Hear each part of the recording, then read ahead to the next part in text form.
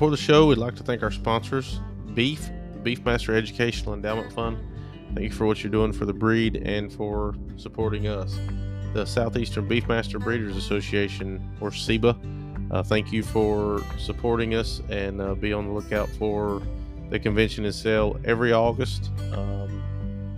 Emmons Ranch Beefmasters, they need no introduction. They've been around for years. Thank you for always breeding great stuff and for supporting our show. C&M Ranches, Kershaw, South Carolina, the Chick family, great cattle. Thank you for supporting us.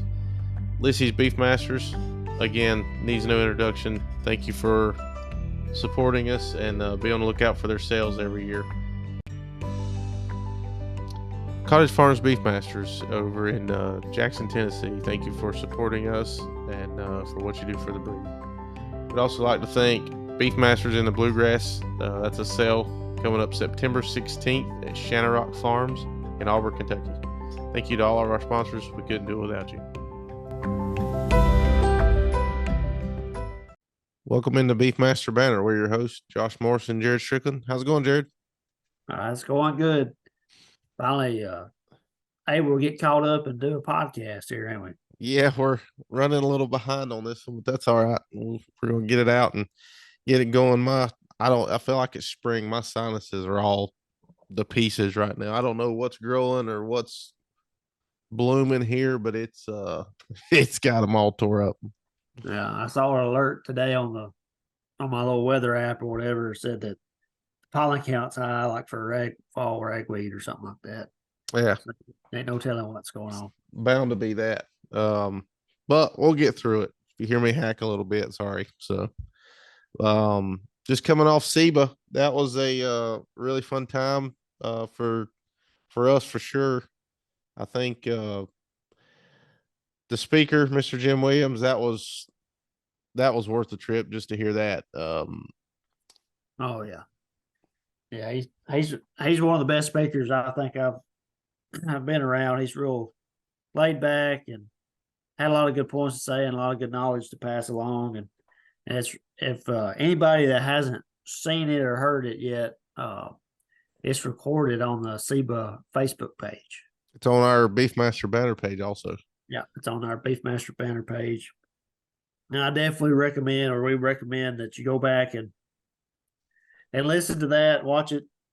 It won't take that too much of your time, and he's got a lot of good points in there. How he's been successful breeding cattle over the years, and a lot of good advice to help you come up with a plan, maybe, or some pointers that you might could take out of it. Yeah, very widely successful. I feel like if you look him up, it won't take long to realize just how successful that guy's been, and listening to him talk about judging and the way that he judges and the way that he's learned. Even if you're not in the show aspect of it, it's really impressive to see how he selects. Yeah, most definitely. And listening to him talk about, we got to talk with him there off the side a little bit about how he decides the line breed and things like that. And it's very, very, very unique and interesting.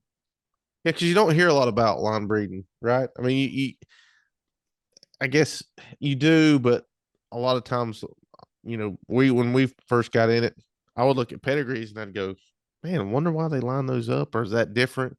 But I mean, that is a big thing, and if you do it right, it really works. Yeah, I mean, and you got to be careful with it. It's and he kind of pointed that out too. Line breeding is how you create consistency. You take any purebred cattle. I mean, you're really line breeding in some way if they're purebred anyway. But like, there's not, you're not mixing them up. But you always hear the saying, well, if it works, it was line breeding. If it was not worked, it was inbreeding or whatever you want to call it. That may not necessarily.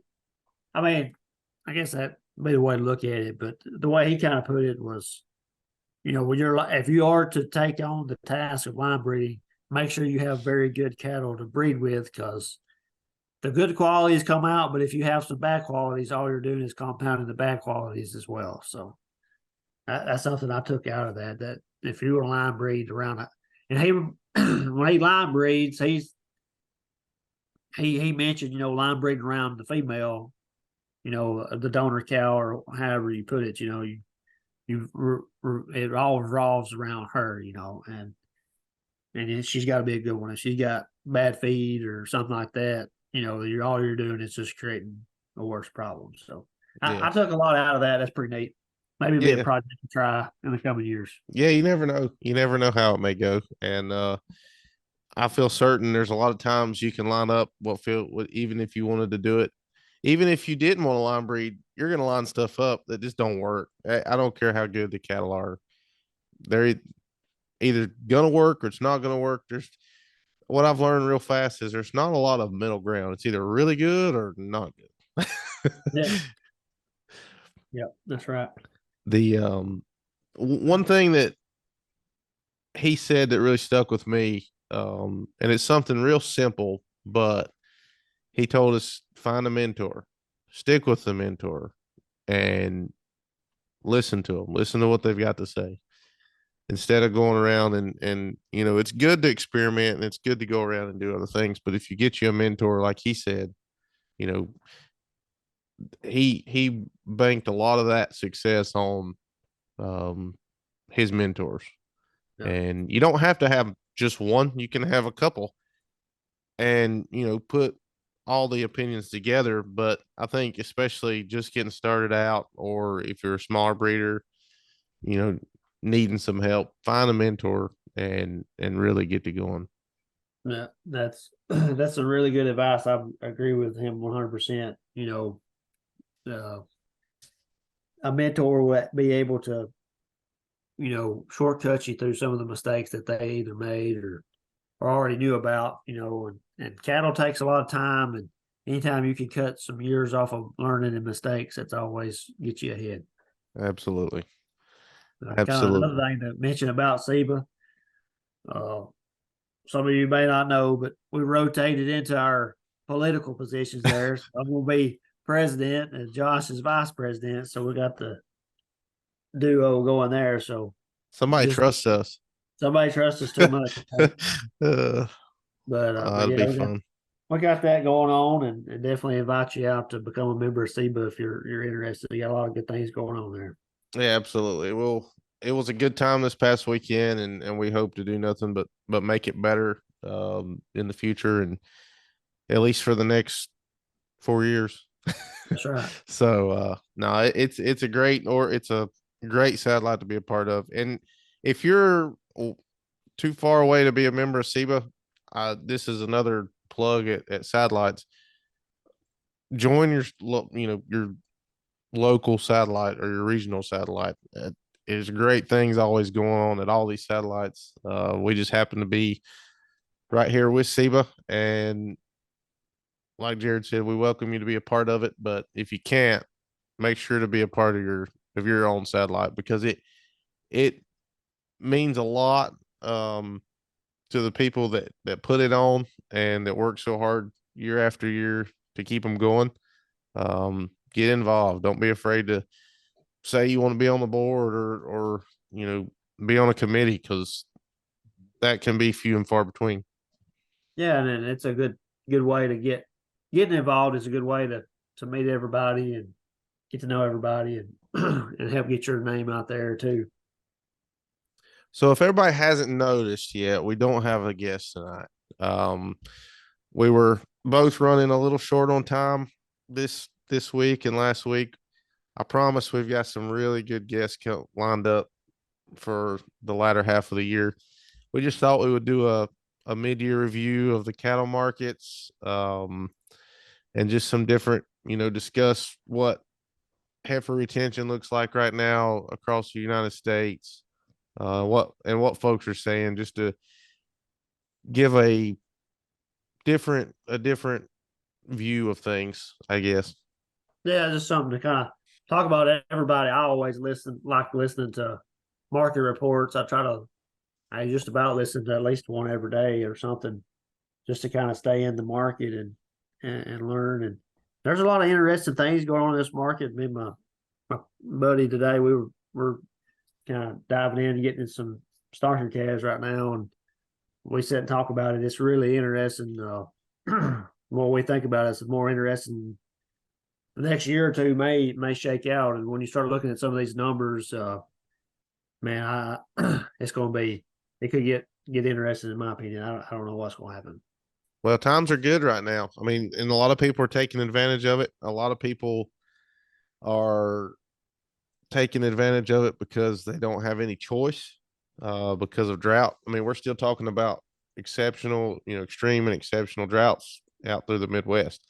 We're pretty good. We're sitting pretty good here in the Southeast, thankfully, right now. Now that could change tomorrow, but right now we've had a lot of rain and grass is great, and hopefully it'll be a while before we have to feed hay, but that's just not the case for a lot of people in the Midwest. Yeah, you're looking at. I was looking at the drought map today. They come out with the new map, updated map, and Louisiana and Texas are really bad shape. For them down there, it's not even an issue of grass. I mean, the grass is plumb gone, but more of an issue of just how they can water the cattle. And hearing a lot of reports about a lot of folks are having to sell cattle just because they don't have any water. When it gets that bad, that's pretty tough. And then obviously, like Josh saying, the Midwest has been fairly dry all year. Missouri and Iowa and Illinois, a lot of big crop producing states, and and a lot of cattle in those areas too. That's been dry most of the year. The actual crop itself, corn, I think there were some timely rains in a lot of those areas to get a pretty decent crop, but it's prolonged. I mean, you take 2 years in a row like this, especially in the South, like Texas, and everybody heard on the news I think we talked about it last summer, how all the cell barns were lined up and everything. So that drought is kind of rearing its ugly head again down there, and we're definitely praying for y'all to get some rain and everybody that's suffering right now. Yeah, absolutely. Second that. I mean, you take these exceptional droughts, and I'm not a meteorologist at all, but it's not going to take 1, 2, 3, 4 days of rain. I mean, it's going to take a lot of rain for them to probably even get close to getting out of this drought. So I mean, Yeah. this is something that's, unfortunately, it just doesn't look like there's, it's not a short-term fix at all. Yeah, you take some people out here, hadn't had rain in 90 to 120 days, and may have had that much. That I don't know how many days they've had in a row over 100 or whatever.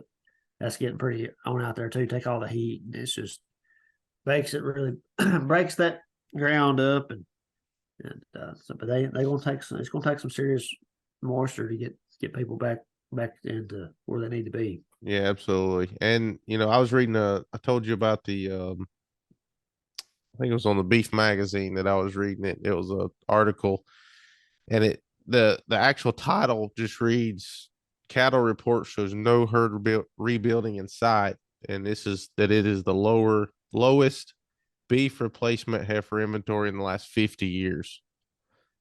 Yeah, and it's funny you mentioned that. We pulled up this chart here. We're talking about it, kind of something to go off of.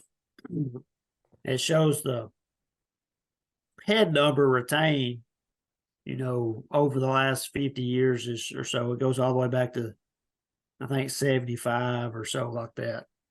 And it's kind of neat when you look at that chart. When the heifer retention starts dropping, it hits 5 million head, which is about typically between 30 and 35% retention rate. And then, so like in 75 or 76, it hit 5 million and just bounced right off of that. The next year we're back up to 5.5 million. And then a funny thing again, like at 85, it hits it again and bounces right back off of it. And then, it peaks back out. That cycle peaked in the early 90s, 8 million head or so. And then another big drop off in the early 2000s. hit 5 million and kind of bounced around there for a minute, then started picking back up. Well, of course, everybody kind of remembers, 2010 to 2012, 13, that was in the cattle business, how bad of a drought we had those few years. But retention never got below 6 million. I thought that was very interesting. And then, so about 38 to 40%. And then, we hit those high prices in 14 and 15, and heifer retention just skyrocketed all the way up to over 50%, peaked out at like 8.5 million a year retention in 16 and 17. And then, we've always talked back, why did the prices fall so fast then, in those years? And now you look at this chart, it kind of gives a good story.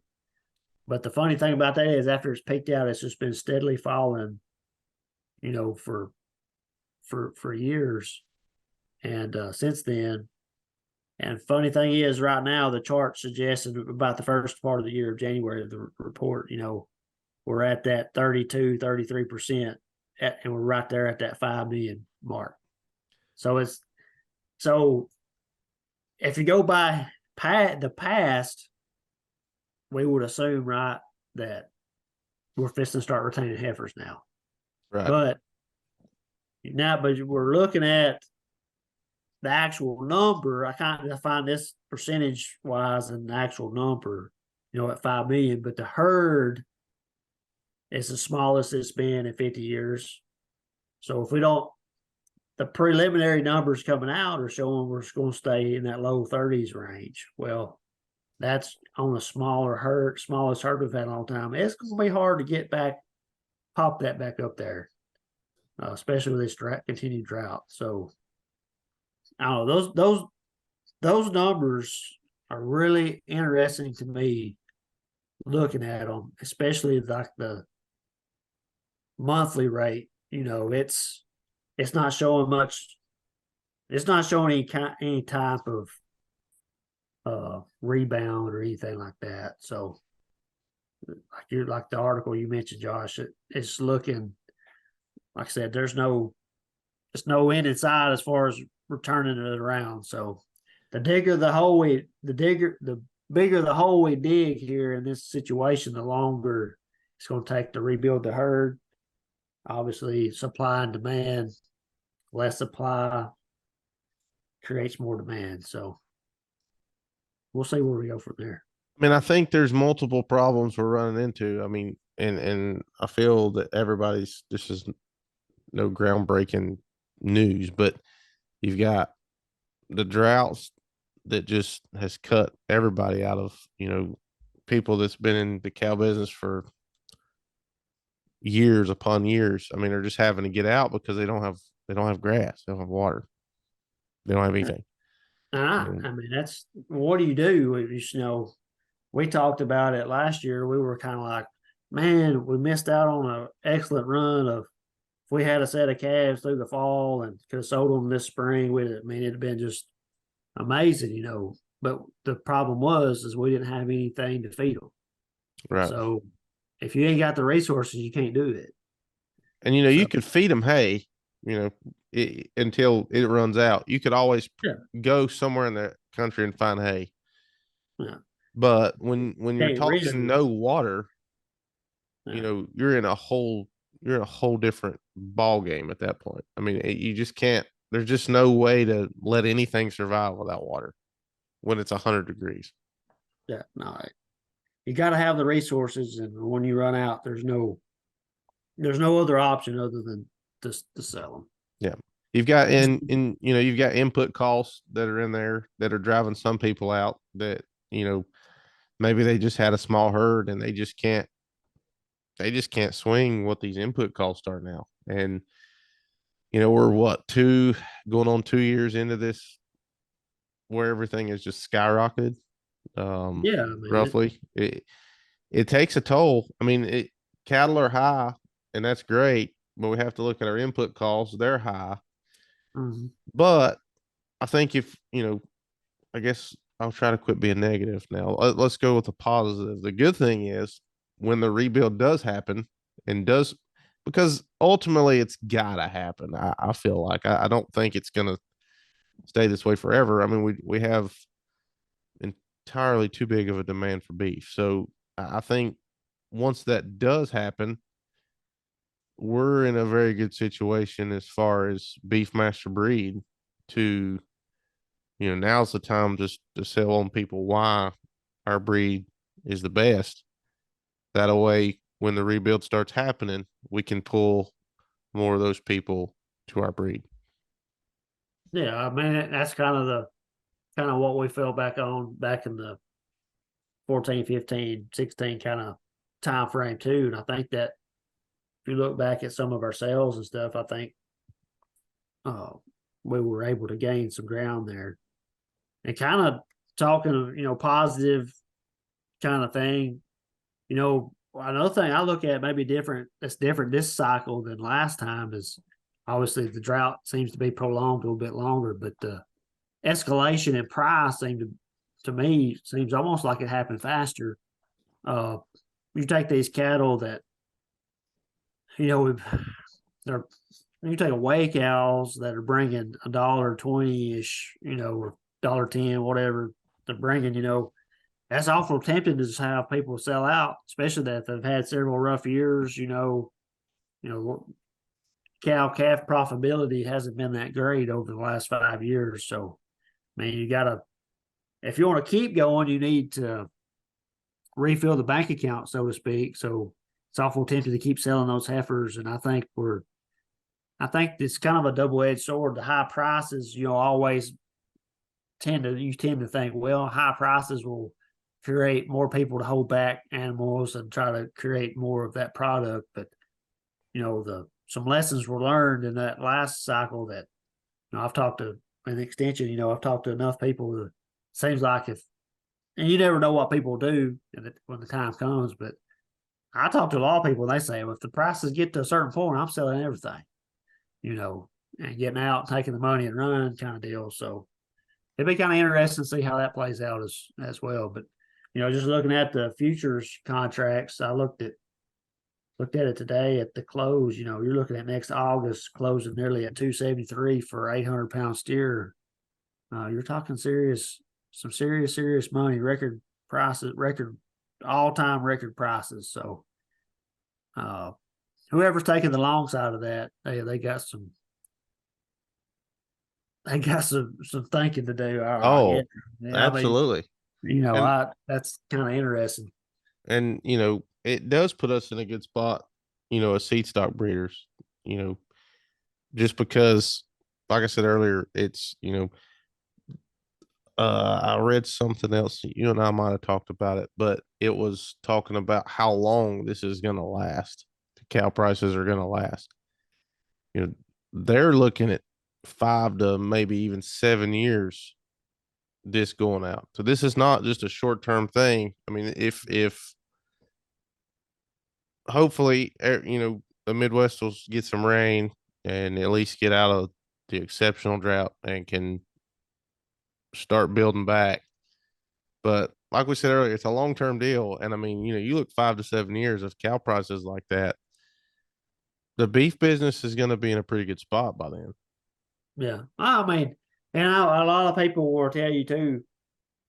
They remember hearing that same statement. In 2014, this is going to last 5 to 7 years, and 2 years later, the bottom fell out. Which, back to what we were just talking about, the heifer retention rate was just skyrocketed. So there was a lot of incentive apparently to enough people to rebuild the herd. But like you're saying, we've got a lot more. There's a lot more things going against herd building this time around than last time. Yeah, and like I say, we don't ever want to see anybody struggle. I mean, we would love for us all to be able to make money and keep our cows and retain those good heifers. Um, and I guess just hopefully it'll all, it's all going to pan out at some point. Steve Emmons said it best I guess it was last year when we had him on. It's going to rain sometime. It has to. It's just going to do it. I might as well not worry about it. That's right. Yeah, But it'll come around, and we hope for that. Another thing to kind of think about as far as purebreds standpoint, that's kind of on our list here is about the outlook. Going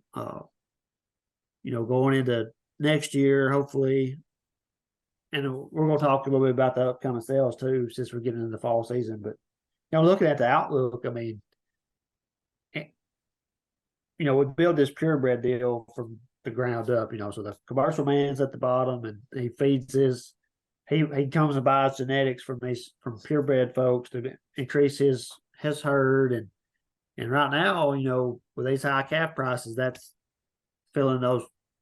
They're making money finally again, and that should bode well for commercial folks wanting to reach out there and grab those better genetics, increase the herd genetic potential, and so that should, like you said earlier, looking at rebuilding a herd with a cow that works well, that should be good for us too. So Yeah, anytime a absolutely. commercial man's making money, always typically tends to bode well for the purebred business. Yes. Yep. Yep. I agree. And speaking of which, there are a lot of sales coming up here. You almost feel like you're at the end of the year, but you don't realize there is a lot of fall sales coming.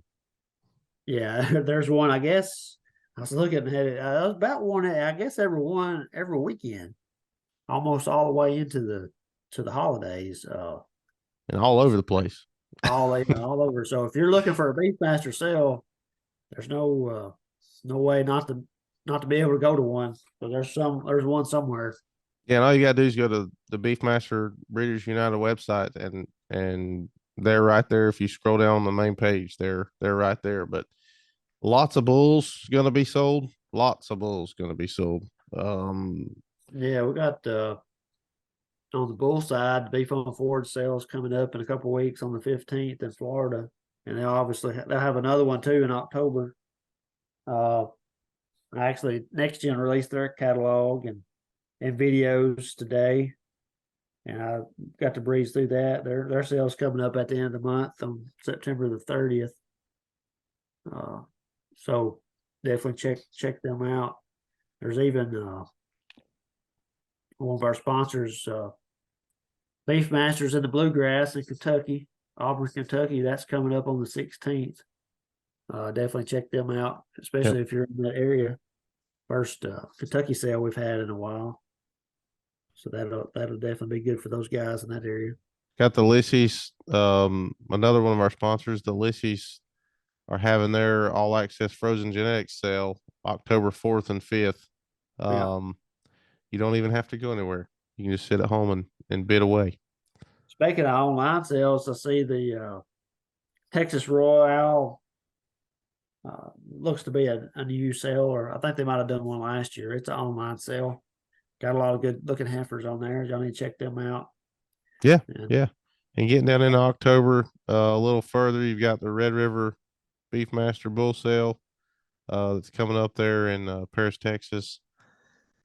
You've got actually the Lissies are involved in the Premium Power Bull Sale. They actually put it on as well. That's going to be in Wauchula, Florida. So there's tons of opportunities still left to snag you some really good Beefmaster cattle. yeah, even this weekend coming up, I know this will release right before the sales, but Collier's having their advantage sale this weekend on the 9th. And also in Arkansas, the Arkansas Beefmaster Association in Damascus is having a sale. Looks like both of those groups there got some sure enough good lots to check out. Check out their videos this week. And then but yeah, like I said, there's lots of sales coming up.